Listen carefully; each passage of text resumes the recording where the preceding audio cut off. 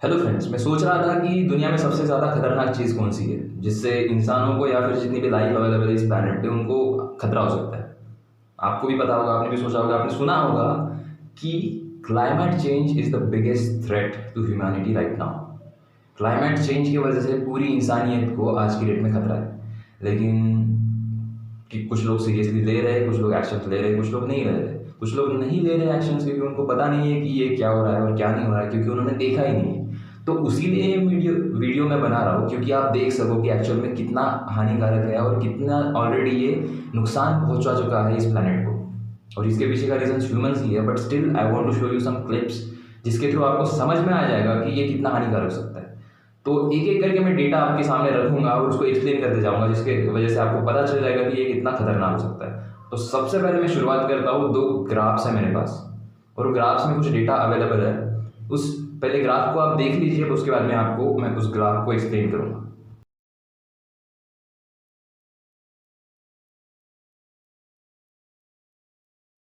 तो आपने दो ग्राफ्स देखे होंगे।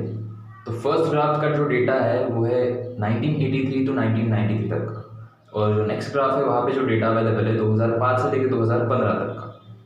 तो दोनों ग्राफ को अगर कंपेयर करोगे तो थोड़ा वेरिएशन दिख रहा है। पहले ग्राफ में जो टेम्परेचर हुआ करता था, मतलब जो तीन टेम्परेचर हुआ करते थे तीन सीजन के हिसाब से, वो बाउंड्री के अंदर है। लेकिन जो नेक्स्ट ग्राफ है 2005 से लेकर 2015 तक का, वहाँ भी तीन सीजन है, लेकिन वो ग्राफ में बाउंड्री की रिस्पेक्ट नहीं करी, वो पूरा बाहर निकल गया है। मतलब कौन से भी सीजन में कौन सा भी टेम्परेचर आ जाता है, कौन से भी सीजन में बारिश होती है, कौन से भी सीजन में सर्दी निकल आती है, तो कौन से भी सीजन में गर्मी निकल आती है। तो यही वेरिएशन है। और सबसे ज़्यादा खतरनाक है कि गर्मी के वक्त बहुत ज़्यादा टेम्परेचर बढ़ जाता है, और वो टेम्परेचर वहीं से सब कुछ प्रॉब्लम शुरू होती है। और वो आपको समझ में आएगा एक क्लिप देखने के बाद कि ये कितना हानिकारक होता है। फर्स्ट वन जो दिल्ली का है और सेकंड वन है यूरोप का।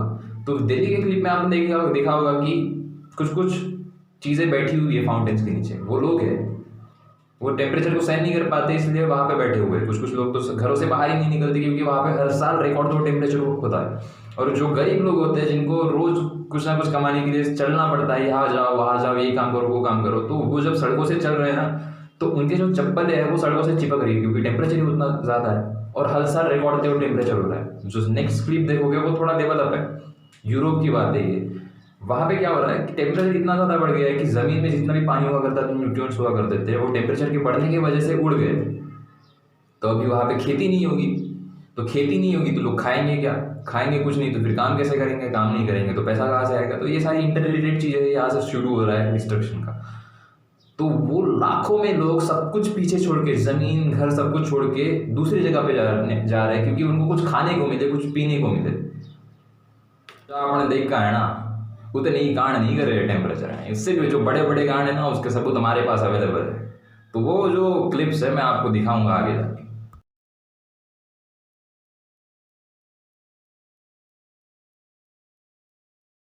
It's amazing to think that just 30 years ago, where we are right now. Photos है और कुछ वीडियोस है। तो पहले जो फोटोज देखे होंगे वो ग्राफ वाले, वहाँ पे देखा होगा कि एक कैंप लगा हुआ है रेड वाला, और वो एक बर्फ की लेयर के ऊपर कैंप लगा हुआ है।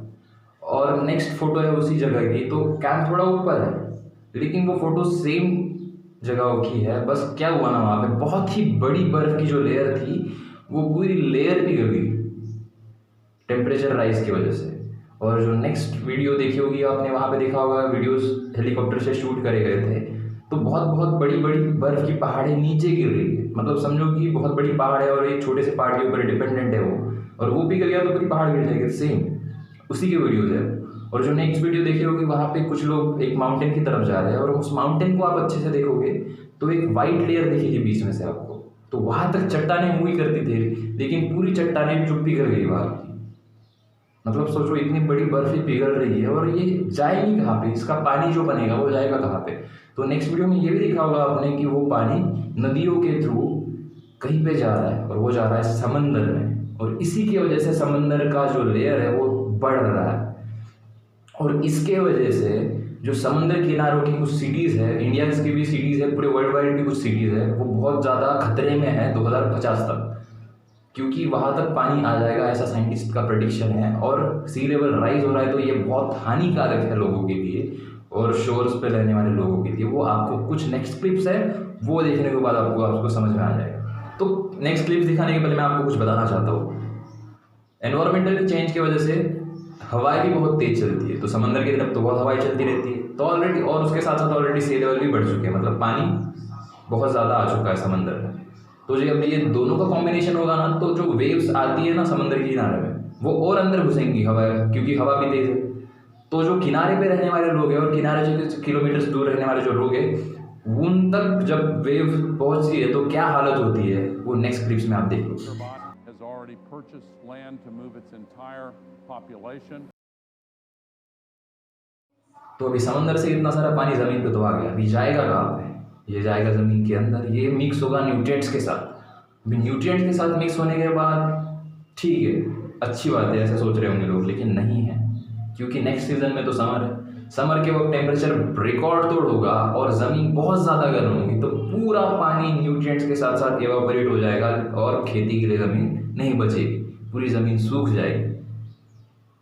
और फिर चालू होगा बारिश का कांड, क्योंकि इतना बड़ा पानी एवापोरेट हो चुका है। अब वो किस तरीके से कहर बरसाएगा, वो किस तरीके से हर साल बारिश और बाढ़ें बढ़ती जा रही है, वो आप नेक्स्ट वीडियोज़ में देख लीजिए।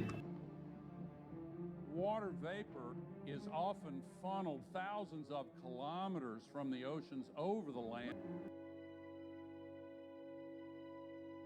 अगर मैं इंडिया की ही बात करूँ तो आपने ऑब्जर्व किया होगा, न्यूज़ चैनल्स में देखा होगा कि ये पुणे है, तो वहाँ पे बहुत ज़्यादा बारिश हो गई, तो बाढ़ की वजह से काफ़ी सारे लोग मर गए, किसी के ऊपर पेड़ गिर गया, किसी के ऊपर लाइटनिंग गिर गई।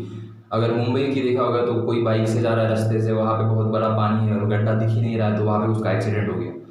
काफ़ी सारे लोग इससे अफेक्टेड है।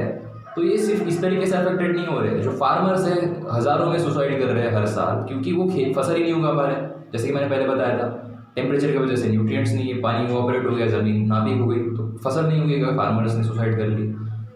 काफ़ी सारे जो लोग हैं वो बीमारी की वजह से मर रहे हैं। ये टेम्परेचर चेंज का ओवरऑल इफेक्ट है, उसके थ्रू नई नई डिसीजेस पैदा हो रही है और बहुत खतरनाक, जिसका सोल्यूशन किसी के पास नहीं है अभी तक तो नहीं है।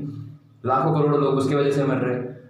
कुछ गवर्नमेंट्स ने एक्शंस लेना स्टार्ट किया, यूनो ने भी एक्शन लेना स्टार्ट कर दिया, लेकिन काफ़ी सारे लोगों को इसकी नॉलेज ही नहीं है कि ये किस तरीके से इंसानों को इफेक्ट कर रहा है, किस तरीके से सिर्फ इंसानों को ही नहीं, तो जंगल में रहने वाले सारे प्राणियों को और एक्वाटिक लाइफ को, जो पानी के अंदर रहने वाले जो प्राणी हैं, उनको भी अफेक्ट कर रहा है। और मेरे पास एक फोटोग्राफ है, वहाँ पे आप देखोगे तो इन जगहों पे नई नई डिसीजेस आना स्टार्ट हो चुका है। उसको पॉज करके देखोगे तो हर डिसीज़ का नाम दिखेगा, वो सारी नई डिसीजेस है और बहुत खतरनाक है।